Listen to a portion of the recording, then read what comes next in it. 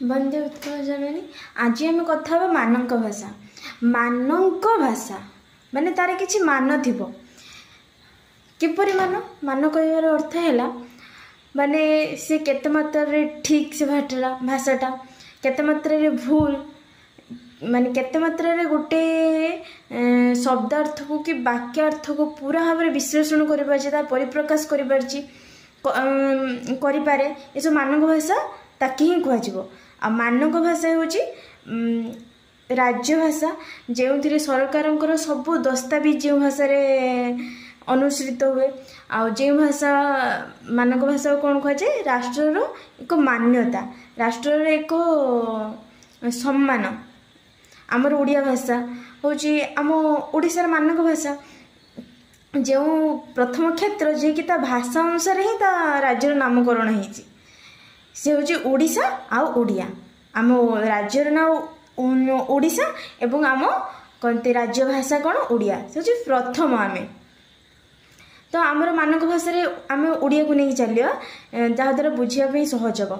आम मानक ओडिया भाषा कौन हुए राज्यर प्रत्येक कार्य ओडिया भाषा हुए एवं ओडिया भाषा को से उत्तरांचल हो दक्षिणांचल हो पश्चिमांचल समस्त ओडिया भाषा को जानी।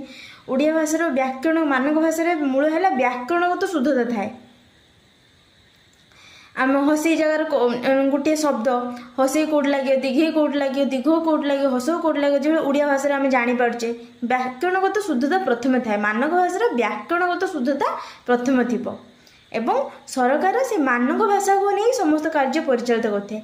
शिक्षा अनुष्ठान मानक मानक भाषार प्रचलन चलती आउ विशेष भाव में मानक भाषा शिक्षित समाज व्यवहार करती ना अन्य अंचल आंचलिकतार प्रभाव देखा जाए। आ मानक भाषा किपरि जानिबा अन्य भाषा ठारू मानक भाषार क्षेत्र बृहत जेभली आमे देखिबा कति आम ओडिशा कौन उत्तरांचल भाषा हो पश्चिमांचल भाषा हो कि दक्षिणांचल भाषा हो ताठारू क्षेत्र कौन मानक भाषा अधिक।